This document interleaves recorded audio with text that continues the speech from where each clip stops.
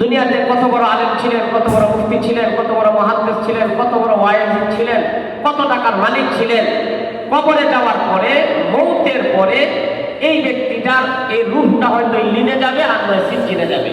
ওইখানে আগেও কিছু মানুষ আছে, ইল্লিনে আগে কিছু মানুষ যাওয়ার সাথে সাথে তারা জিজ্ঞেস করে, ভাই কেমন আছস?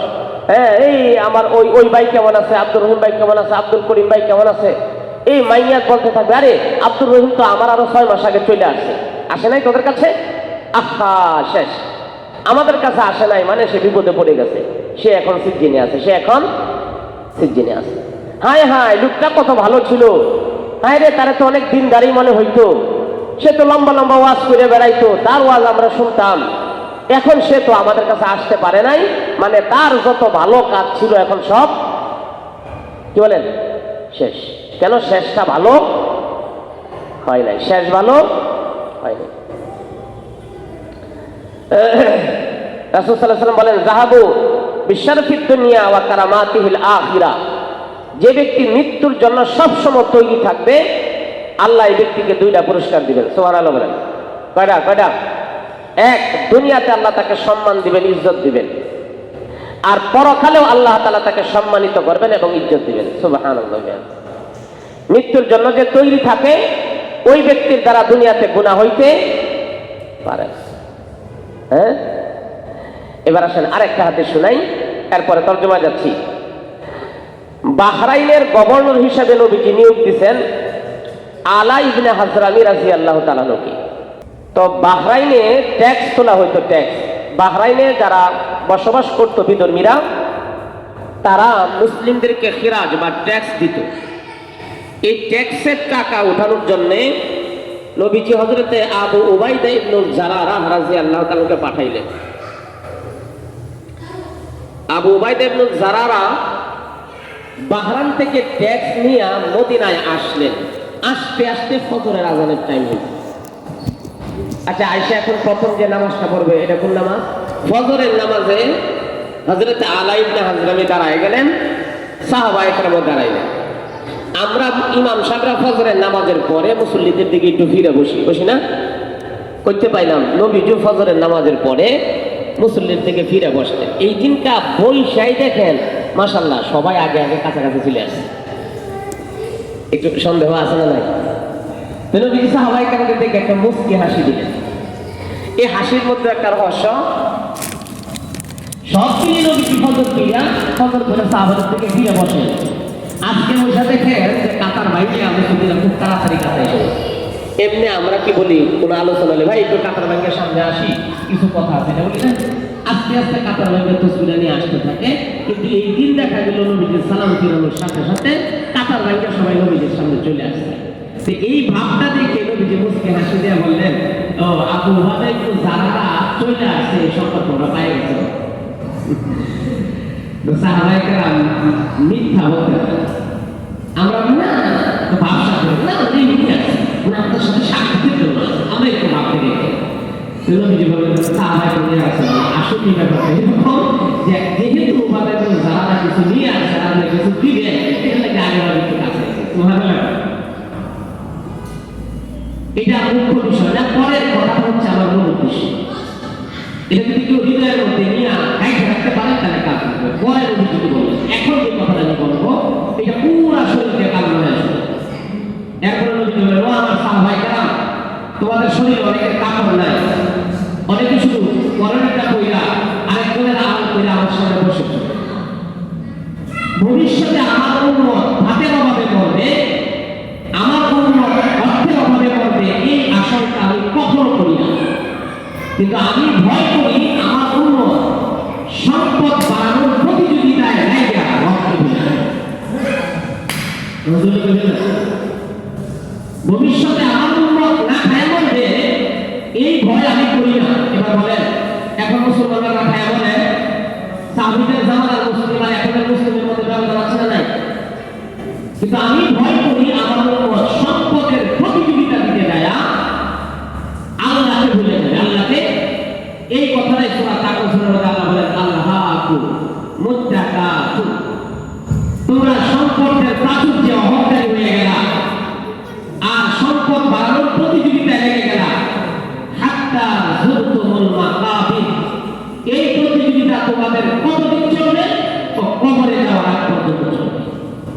সম্পদ বাড়ানোর প্রতিযোগিতা আছে না?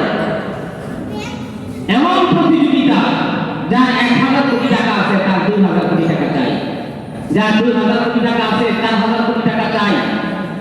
আবার এই চাওয়া এমন ভাবে এটা চাইতে দেয় কাকে মারবো, কাকে ছোট করবো, কাকে খাটো করবো, কার হক নষ্ট করবো, এগুলি দেখার বিষয় নয়।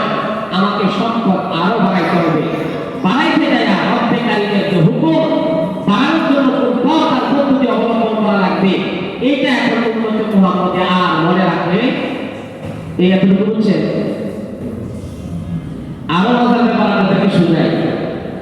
সেকুলারিজম আমাদেরকে শিক্ষা দেয় মানুষকে সুখে থাকতে হইলে সম্পদশালী হইতে হবে, ক্ষমতাওয়ালা হইতে হবে, পরিচ্ছন্ন একটা বাড়ির মালিক হইতে হবে। সেকুলারিজম এটা আমাদেরকে শিখায়। ফলে মুসলিম লোক ওই পথে হাতে আমার একটা ভালো বাড়ি, ভালো গাড়ি এবং পরিচ্ছন্ন একটা পরিবেশ আমার দরকার, এই জন্য সমান তালের তাল দিয়ে চলতেছে। চলতে চলতে চলতে চলতে দেখি তাদের বাড়িগুলি খুব স্বচ্ছ, চকচক চকচক করে, রাস্তাঘাটগুলির মধ্যেও থুতু ফালানোর জায়গা নাই। কিন্তু মূলত যে শান্তির আশায়, যে সুখের আশায় এরা এই পথ অবলম্বন করেছে, আল্লাহ কসম, সেই সুখের ছিটা ভাড়া ওদের কাছে নেই।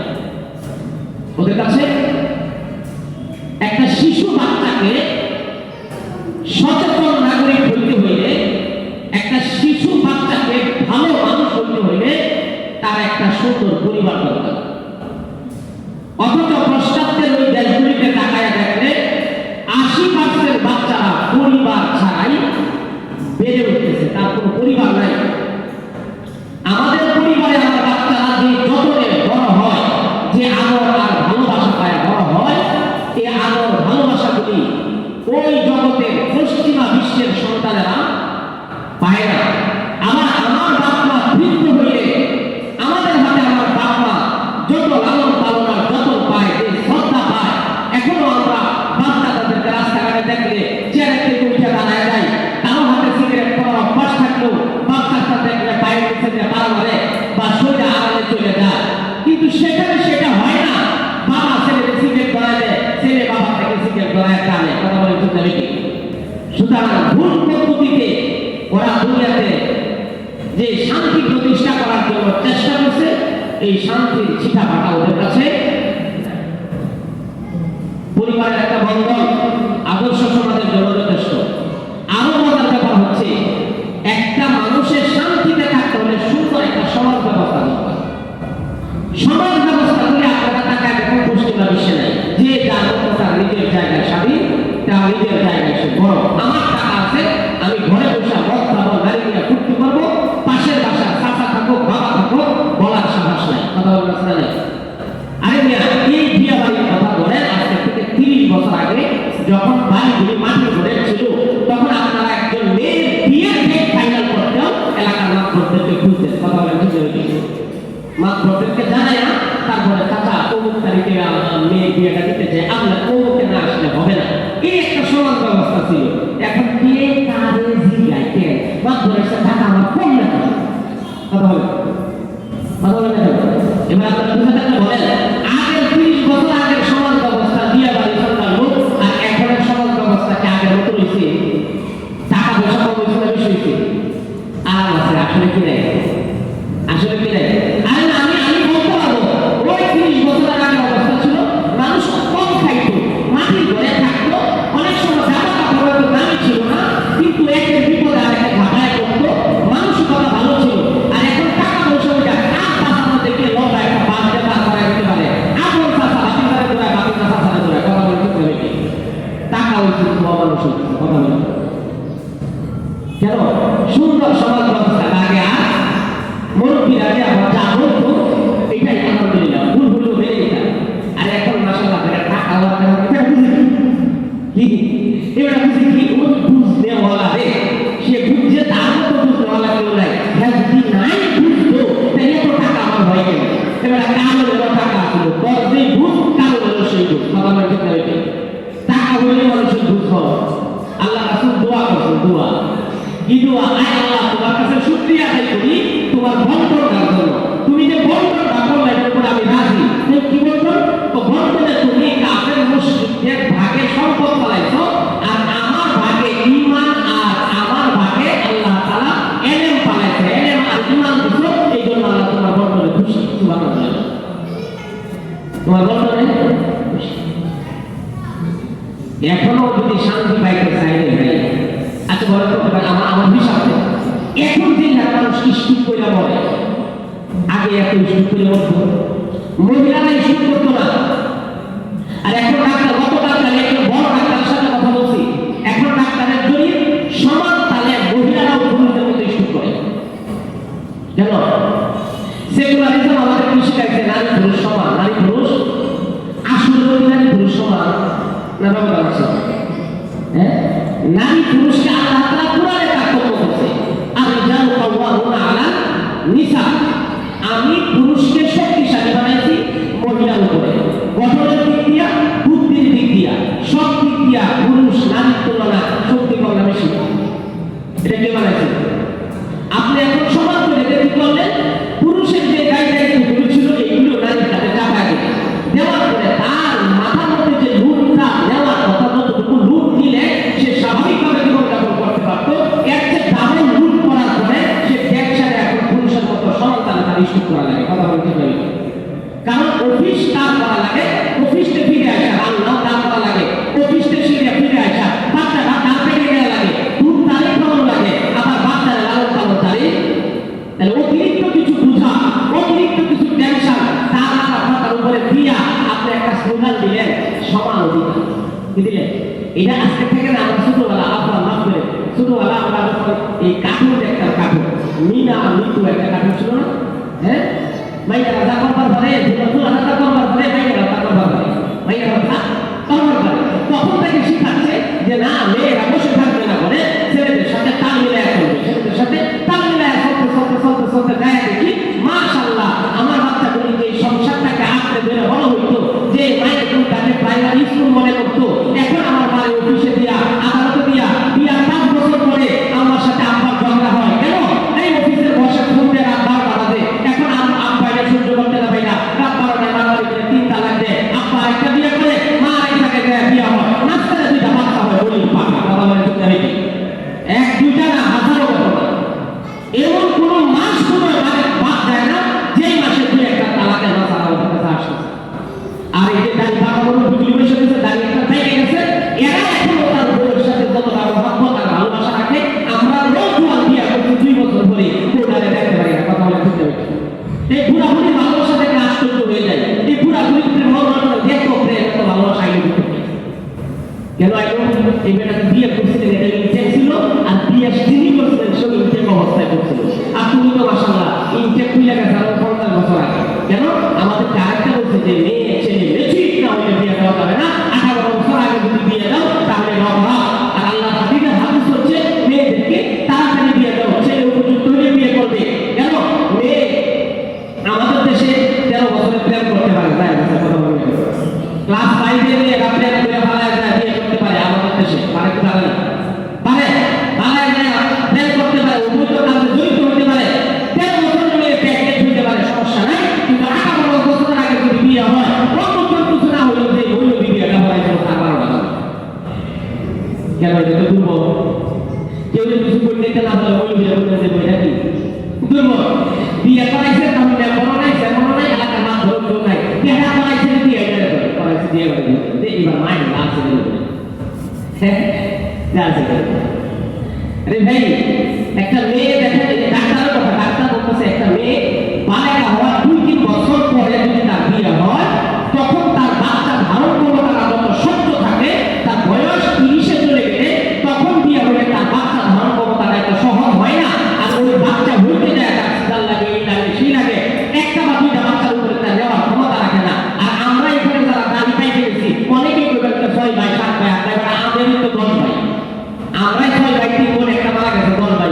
আর মাশাআল্লাহ আমরা যদি 1টা 2টা একটা দুনিয়া খবর বানাইলে আইতাছে। কথা বলা লাগে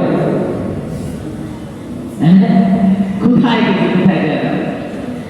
এই ইসলাম থেকে দূরে থাকার কারণে এই অবস্থা, এই অবস্থা। সাল্লাল্লাহু আলাইহি ওয়াসাল্লাম আমাদেরকে বলেন সম্পদের প্রাচুর্য আমার উম্মতেরা রক্তে ভুলে যাবে, এটা হচ্ছে আমার ভয়। ثم كلا سوف تعلمون كلا لو تعلمون علم اليقين لترون الجحيم। এখানে আল্লাহ তাআলা বলেন এরা দেখবে জাহিম, এরা সচক্ষে জাহান্নাম দেখবে। যখন মানুষকে কবরে দেওয়া হবে, প্রথম দুই প্রশ্ন মা রাব্বুকা মা দীনুকা, 3 নাম্বার প্রশ্ন বুঝতুমান হাকাতাতুল ফিকুম। এই 3 প্রশ্নের পরে যখন সে প্রশ্নের উত্তরে সফলতা অর্জন করতে পারবে অথবা বিফল হবে, সফল হলেও তার জাহান্নামের কুরসি দেখানো হবে। জাহান্নামের কুরসি দেখে সে ভয় পায় সরে আসবে। তখন ফেরেশতা বলবে এই জাহান্নাম তোমার জন্য তৈরি করা ছিল, 3 প্রশ্নের জবাবে তুমি পাস করেছো বিদায় এই জাহান্নামের কুরসি জ্বালায় দেওয়া হলো, তার দিকে দেখাও চিরসুখের জান্নাত তোমাকে দেওয়া যাবে। সে সফল। আর যদি এই প্রশ্নের উত্তরে তার সমস্যা তৈরি হয়, তাহলে বাকি প্রশ্নগুলিকে যায় আর সে জবাব দিতে পারবে না, তার দুর্ভোগ শুরু হয়ে যাবে। আরেকটা হাদিস শুনেন, রাসূল সাল্লাল্লাহু আলাইহি ওয়াসাল্লাম, এটা বুখারীর বর্ণনা, রাসূল সাল্লাল্লাহু আলাইহি ওয়াসাল্লাম অসময়ে ঘর থেকে বের হয়েছেন। দিনও হতে পারে, রাতেও হতে পারে, অসময়ে। কিন্তু বেশিরভাগ কথা হচ্ছে ঠিক দুপুরের দিকে, 12টার দিকে। অসময়ে ঘর থেকে বের হয়ে দেখেন আবু বকর ওমর রাস্তায়। আবু বকর ওমরকে দেখে নবী বললেন, কি ব্যাপার, অসময়ে তোমরা বাইরে গেলে? কি বলেন, আমরা যাদেরকে বেশি মহব্বত করি, যাদেরকে ভালোবাসি, তারা যদি অনেক রাত রাস্তা ঘুরে থাকে বলবো না কি ব্যাপার, এই সময় বসে ছিল। তারা আসলে এই দুজনকে তো বেশি মহব্বত করতেন, কি বলেন, কম বেশি? হ্যাঁ, মহব্বতের পরিমাণ তাদের ব্যাপারে অনেক বেশি ছিল। তো এই দুইজনের সমস্যা বলে উঠে রাসূলুল্লাহ ক্ষুধার কারণে গাড়িতে চলে আসে। ব্যাপারটা বুঝছেন আপনি? কে বলছে? আবু বকর। কে আবু বকর?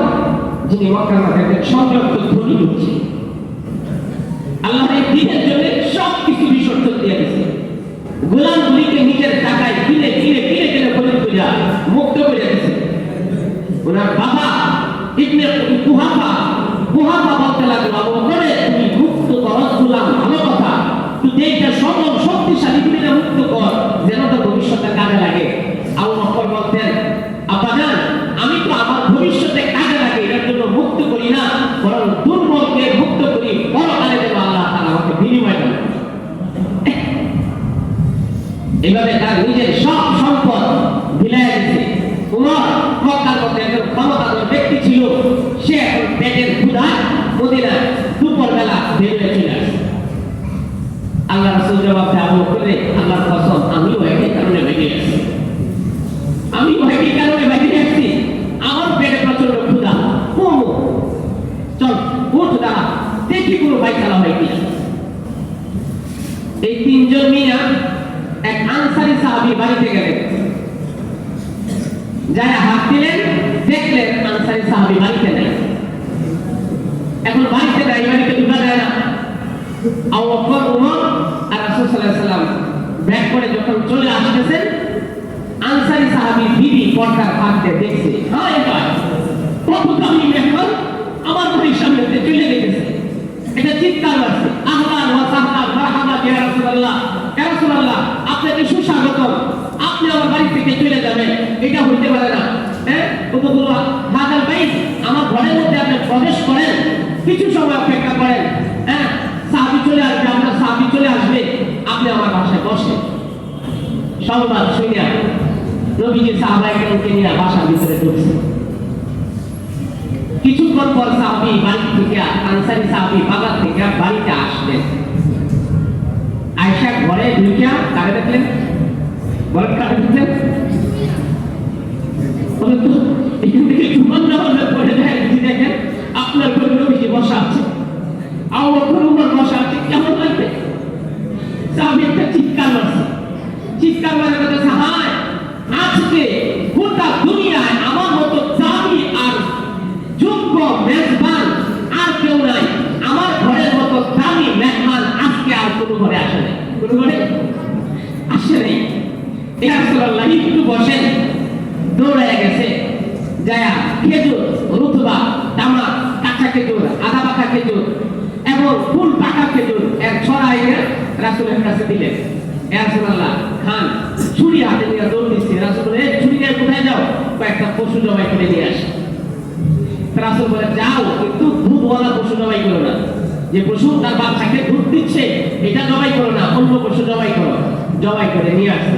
আখেরি কথা, এইটা রুটি গুস্ত খাওয়ার পরে নবীজি আবু বকর ওমরকে জিজ্ঞাসা করে, আবু বকর ওমর বাসা থেকে বের হয়েছিলাম ক্ষুধা নিয়ে, জি, আর এখন কি খাইছো? ইয়া রাসূলুল্লাহ খাইছে। পেট ভরছে? ভরছে। তাহলে মনে রাখো, মনে রাখো আজকের যে খাবারটা খাইছো এইটার জন্য ময়দানে হাসরে আল্লাহ তোমাকে জিজ্ঞাসা করবে। এই বলে কোরআনের আয়াত, তুম্মা লা তুসআলুন্না ইয়াউমা ইযিন আনিন নাঈম, তোমাকে যে নিয়ামত আল্লাহ দেওয়া হয়েছে, এই যে প্রচন্ড ক্ষুধার সময় এক প্লেট খাবার পাইলা, কার দেওয়া নিয়ামত?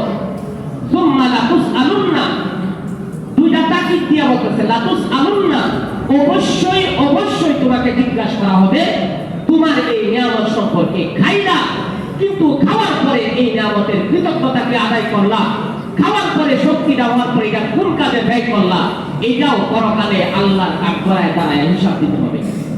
ও আমার বিয়াবাড়ি চন্ডাল বুকের ভাইয়েরা, এবার আপনারা বলেন, গত 30 বছরের আগের অবস্থার চেয়ে আল্লাহ আমাদের এখনের অবস্থা ভালো করলেন না খারাপ করলেন?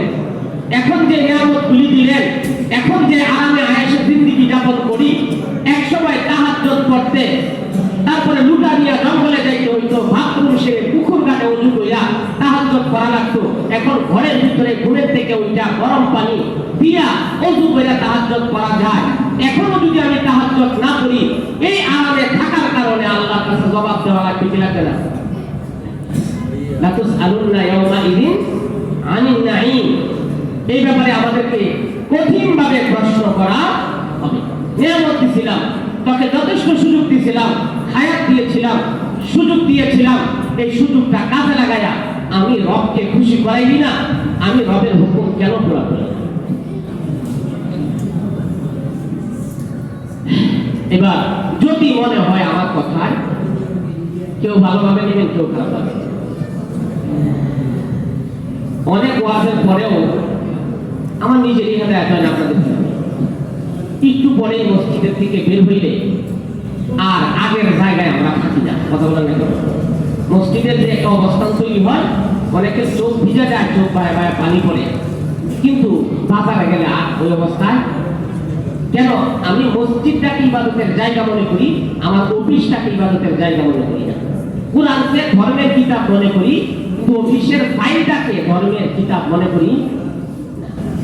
কোরআনকে যেভাবে মর্যাদা দেই, অফিসের ফাইলটার মধ্যে সই করতে যায় যদি চিন্তা করতাম যে আমার একটা সই, এটা আমানত, 10,000 20,000 টাকার ব্যাপারে যেন সই না করি। সই কি বলেন? এক চুরি করছে ব্যাংকে 3 লাখ টাকা, 9 লাখ টাকা। পরের দিন ব্যাংকের ম্যানেজার সাংবাদিক সম্মেলনে সাক্ষাৎ করে বলতেছে, আমার ব্যাংকের থেকে 3 কোটি টাকা চুরি হয়েছে। 10 কোটি টাকা চুরে শুনে মাথা যাচ্ছে, হাই না, এটা কি? আমি কি চুরি করলাম? আর এটা কত বড় চোর, এটা কত বড় চোর। নিলাম কষ্ট করে মাটি খাইতে মাত্র 3 লাখ, তাই না? আর হ্যাঁ ম্যানেজার কই দিল 3 কোটি। হ্যাঁ মানলো কত? হ্যাঁ মানলো কত? তো এইটা শুধু শুনে বড় চোর। এই যে জায়গায় জায়গায় যে দায়িত্বগুলি আছে, এইগুলিকে যদি আমি ধর্ম মনে করতাম যে না, এখানেও আমার ধর্মের বিধান আছে, আমার ঘরেও আমার ধর্মের বিধান আছে, তাহলে আমার দুনিয়া, আমার জগৎ, আমার পরিবার, আমার পরিবেশ চতুর্দিকে সুন্দর হয়ে যেত। কথা বলছেন, আমার এই কথার শেষে যদি মনে হয় যে না, পরকাল কামাই করা দরকার, জীবনে অতীতে যা করছি সব ভুল হয়েছে, ভুলের জন্য সুযোগ আছে তওবা। কথা বলেন ঠিক না? ভুলের জন্য সুযোগ আছে কি? তওবা। তবে তওবা গুনাহ হইলে আমরা কি করি? আস্তাগফিরুল্লাহ, আস্তাগফিরুল্লাহ, আস্তাগফিরুল্লাহ। হ্যাঁ, আবার আস্তাগফিরুল্লাহ কইতেও থাকি, আবার গুনাহটা করতেও থাকি। আস্তাগফিরুল্লাহ বলতেও থাকি, গুনাহটা। গুনাহের তওবার জন্য প্রথম যে শর্তটা হচ্ছে, সেটা হচ্ছে চরমভাবে গুনাহের জন্য লজ্জিত হওয়া।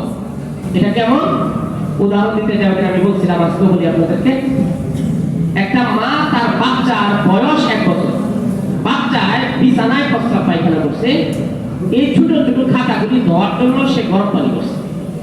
ফুটফুটে টকবকে পানি গরম হইয়া ফুটতেছে।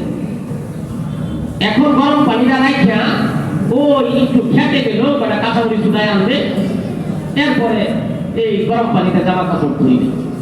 ঘরের দরজা খোলা ছিল, তার 1 বছরের বাচ্চাটা হাঁটতে হাঁটতে হাঁটতে হাঁটতে এসে গরম পানির মধ্যে পড়ে গেছে। ফুটন্ত গরম পানি ঘরের পরে যাওয়ার পরে কি অবস্থা হচ্ছে? তার হাড্ডিগুলি আলাদা হয়ে গেছে, বস্তুটা ছাইড়ে দিচ্ছে।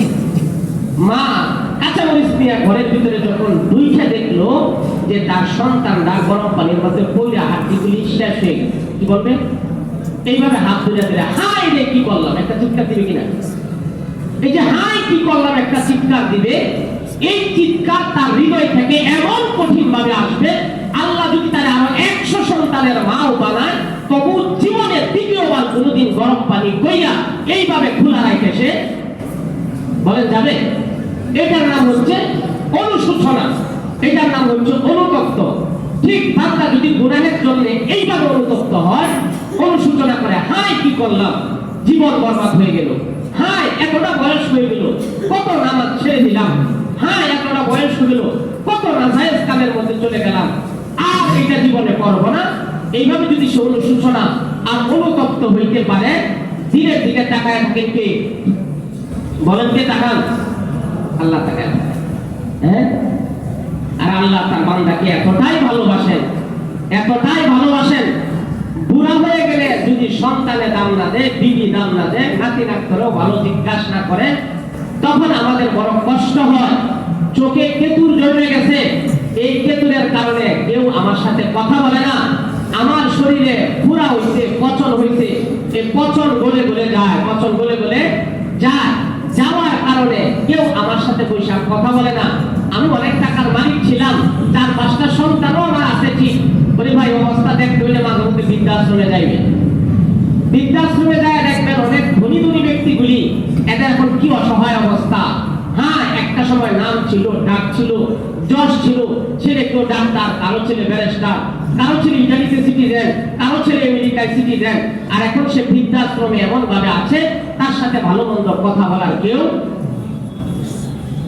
ওই অবস্থায় রব আমাকে ডাক দিয়ে বলে, বান্দা তোরে সবাই ভুলে গেছে, কেউ তোরে ভালোবাসে না, আমি আল্লাহ এখন তোরে আগের চেয়ে বেশি ভালোবাসি। তিনি আমার মাওলা, তিনি আমার। গত তাফসীরে আরেকটা কথা বলছিলাম, এটা বলে শেষ, এরপরে নামাজ হবে। সেটা হচ্ছে শিশু বাচ্চা কান্না করতেছে, বাপ পাশের ঘরের থেকে জিজ্ঞাসা করে, ছেলে কান্দে কেন? বোনটা আয়েশা কয়, আব্বা ভাইয়া হাগু করছে। হাগু করছে, কান্দে কেন? আম্মা পাও দুইটা ধুইয়া তারপরে মুছতেছে, টিস্যু দিয়ে পরিষ্কার করতেছে। এখন বলেন শীতের দিন পাও দুইটা আঙ্গায়া ভিজা টিস্যু দিয়ে পরিষ্কার করলে কষ্ট হয় কি হয় না?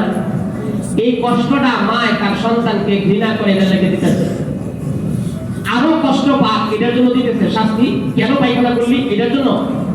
এবার শেষটা কি? এই কষ্টটা যখন শেষ হবে, টিস্যু দিয়া পায়খানা মোছা যখন শেষ হয়ে যাবে, শেষ হইতে মা তার দুলালটাকে কলিজার সাথে লাগায়, বুকের সাথে লাগাইয়া আর একটা গরম কাপড়ে চাপায় ধরে, রব বলে, বান্দারে আমি যখন তোকে বিপদে পালাই, মুসিবতে পালাই, অসুস্থতা দেই, তুই হাসপাতালে কাতরাস, এই কারণে দেই, শেষ হওয়ার সাথে সাথে আমি রব্বে কারিম করে আমার কুদরতি বুকের সাথে জড়াই নি, আমার কুদরতি বুকের সাথে জড়াই নি। হায় ফাআইনা তাযহাবুন, এমন দয়ালু রব থেকে কই জানি যাইতেছে? কে আমাকে ভুলাইয়া দিল? কোন বস্তু আমাকে পাগল বানাইয়া দিল দুনিয়া? অথচ রবের ভালোবাসা নিয়ে যদি কেউ পাগল হয়, রাতের বেলা যেরকম প্রেমিকার ফুলের জন্য অপেক্ষা করে, রাতের বেলা যদি রব্বে কারিমের মার এফেকের জন্য অপেক্ষা করতো, প্রেমিকার সাথে কথা বললে যেমন মজা লাগে, রাতের বেলা নামাজে দাঁড়ায় যদি এরকম মজা পাইতো, আল্লাহর কসম এই বান্দাকে কোটি কোটি ডলারের অফার দিলেও এই বান্দা রব্বে কারিমের মজা হইয়া অন্যদিকে যাইতো না। কথা বলেন ঠিক? কিন্তু ওই সন্ধানই আমরা পাই নাই, ওই সন্ধানের দিকে যাওয়ার সময় আমাদের নাই। যত সুন্দর ওয়াজই হোক, একটু পরে যায় দুষ ধরবেন, মইলবেন, এত কথা বলি, হ্যাঁ কি করে একটু দেখি, সব দুশ্মনী কাঁদে ফেলাইছে, আপনি সাহেব হয়ে একদিকে হাঁটা দিলেন। লাভ কি রে ভাই? আমার বকলে আপনার লাভ কি? গালি দিলেই লাভ কি? আমার ভালোবাসা ভালো বললেও লাভ নাই। লাভ হচ্ছে যদি আপনার কথার উপরে জমে যান, আমাকেও যদি আল্লাহ তাআলা এই বলা কথার উপরে জমায়ে দেয়, আমিও লাভবান, আপনিও লাভবান। আসেন না আল্লাহ তাআলার হুকুম মানি, সবাই মিলে ইস্তিগফার করে আবার আল্লাহ তাআলার জিন্দেগি, আল্লাহ তাআলা যে হুকুম পুরা করতে বলছেন সেই হুকুম পুরা কইরা জীবনটা শেষ করি। শেষ ভালো যার, সব ভালো তার। যার জীবন হবে যেরকম তার মরণ হবে সেরকম, যার মরণ হবে যেরকম তার কবর হবে সেরকম। আল্লাহ আমাদের জিন্দেগিকে সুন্দর বানায় দেয়। সহি কথার উপর আমল করার তৌফিক দান করুন।